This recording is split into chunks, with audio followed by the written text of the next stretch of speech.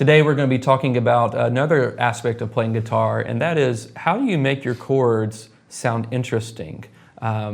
This is a part of music that we often like to think about when we talk about artistry. How do we make something like rhythm guitar sound in such a way to where it's not the same thing over and over?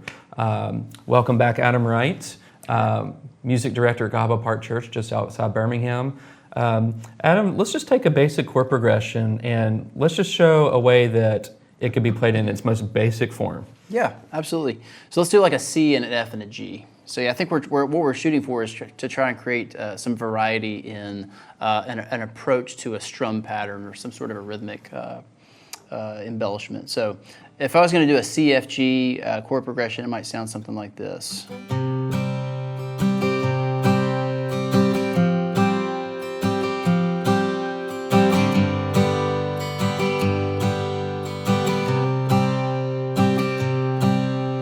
Something like that. So what I really love to do is try to figure out, you've got all these ingredients. It's kind of like making a dish. You've got all these ingredients in each chord. So for the C chord, we've got a C, a G, a C, and a G. This is just this really nice open chord shape. And you've got some that are high, you've got some that are low.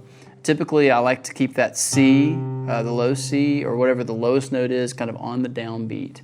And then I'm going to try and think about ways to arpeggiate or move through each note in an interesting way before I move to the next chord. So I'm going to kind of give you an example of that, and then I'll slow it down, and we'll kind of talk about a way to practice that. So a way that I would approach the same progression in a more interesting way would be this.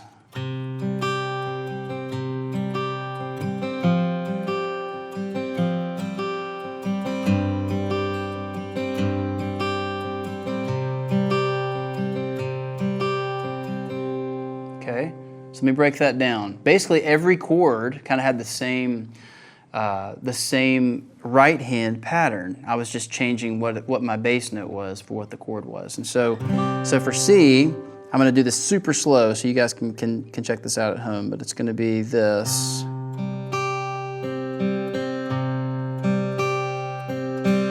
So that'd be your C pattern. You can do the exact same thing when you're going to move to an F shape. It's going to be.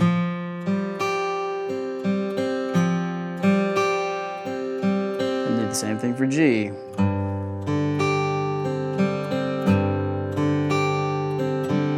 get back to C.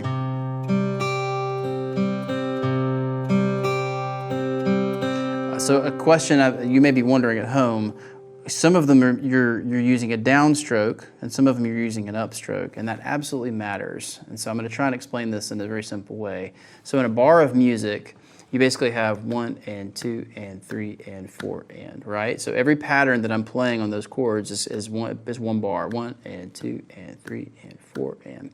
So as a guitar player, I'm thinking with my right hand about all of the 1, 2, 3, 4s are going to be downs, and all the ands, the 1 and 2 and 3 and 4 and my hand's moving up. And so train yourself. I feel like this is really important to consistency and cleanliness in your playing.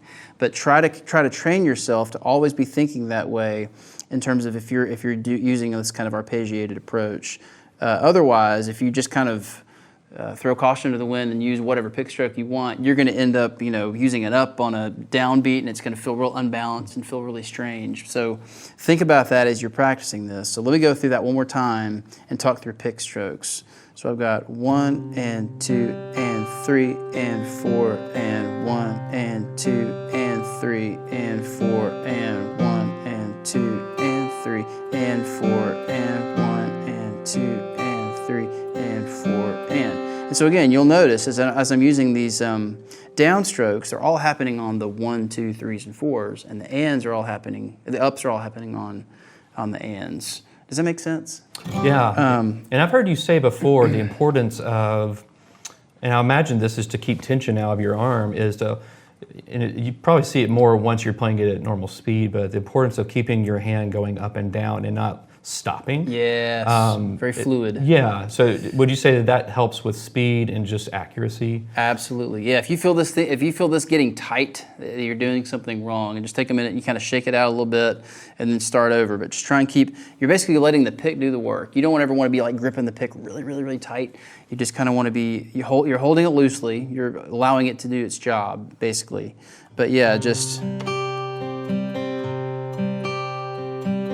It's subtle, but you can still see it. It just has a bounce to it. It's Right. loose. And that just keeps everything loose. And hopefully, your sound is going to be more balanced as a result of that. One other thing I'll say, there are embellishments you can do in this progression. So, in this specific shape, we're in C. I've got this option available to me. You get the little hammer-on with the B string, so I could do something like this. Okay,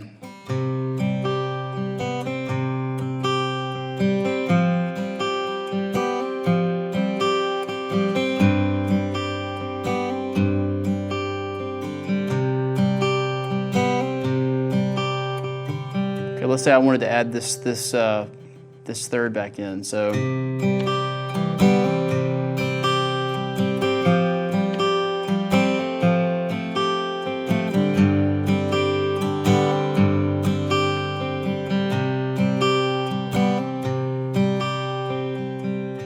So those are just some ideas for you to think about, just in terms of, instead of just a straight up strum on your right hand, you can kind of arpeggiate things in a way that it just makes it sound a little more open and makes it a little more interesting.